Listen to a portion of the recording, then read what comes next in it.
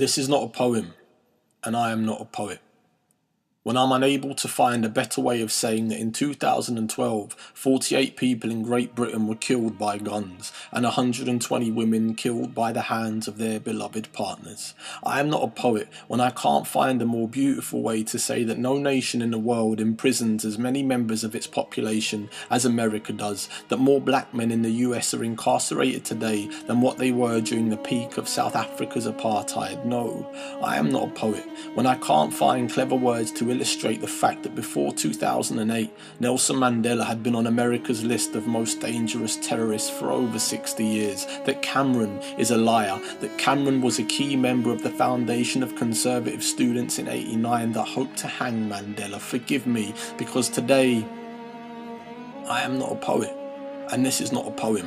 When eloquent words fail me and I can't capture the struggle of the poor through the metaphysics of language, that by the time Margaret Thatcher left office in 1990, the annual incomes of the richest 0.01% of British society had climbed to 70 times the national mean. And I don't know how I feel about the fact that key policy makers and leading civil servants have never had a job outside of their politics. The same men who set the minimum wage, with only 4% ever having worked in manual trades, of which 68% went to private schools. That is why this is not a poem, and I am not a poet, because everything I've ever written suffers the weight of its own futility when another mother comes to a workshop with a fresh black eye, when there's another empty seat in the place that James sat in last week, and when I ask the group where he is, their young eyes open wet, as if his coffin in that moment was being lowered into them. But you see, I can understand all this when they cut funding to schemes that are aimed at inspiring people previously inspired by crime and the insufferable dross of mainstream culture.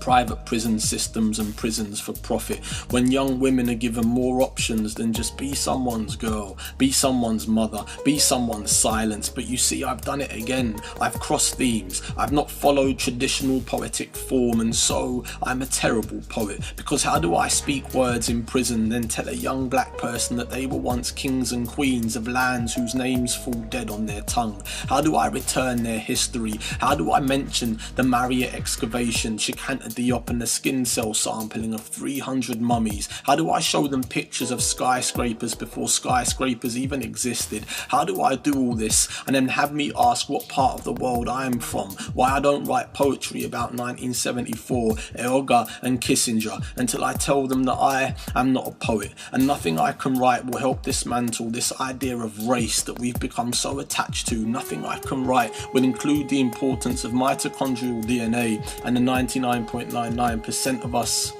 that is identical, that a BNP member most probably has more Asian and Arab in them than the mosque that they conspire to blow up, that immigration isn't a choice, that people don't come to the UK for great weather, hospitality and quality of life. How do I explain all this and still retain artistic merit? I spent days looking for a metaphor to put the Palestinian Nakba in, until I found a home that once stood beautiful and prim, then opened the door and saw its contents ransacked, its family massacred, and its garden on fire. From that day, I abandoned any hope of metaphor and accepted that I could not write poetry about this, that everything I tried to imagine had already slit its own stomach, like the afternoon I spent with a woman who had been raped, and I asked her to capture it in verse. I asked her to use simile and alliteration, until she looked at me and said, I don't know what those things mean, but I can tell you in a few simple words what it feels like to live with the Satan of your own heart. Poetry isn't for me.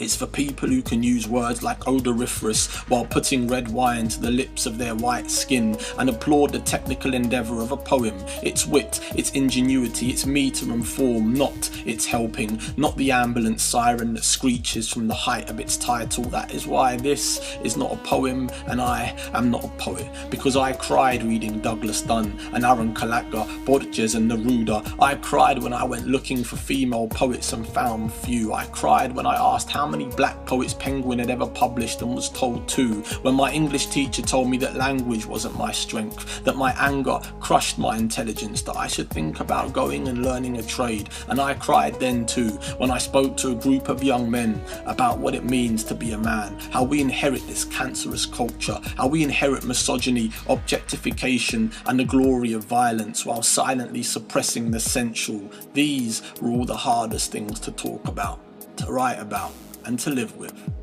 That is why I keep saying that I am not a poet, and this is not a poem, because all of the above digress and ignore the rules set by the establishment.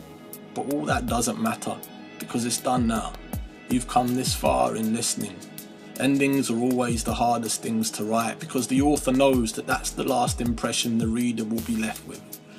So I chose the following wisely. We are made up of all the things that broke us just to keep us alive. Maybe I could have said just that, but I didn't. Because like I said, this is not a poem, and I am not a poet.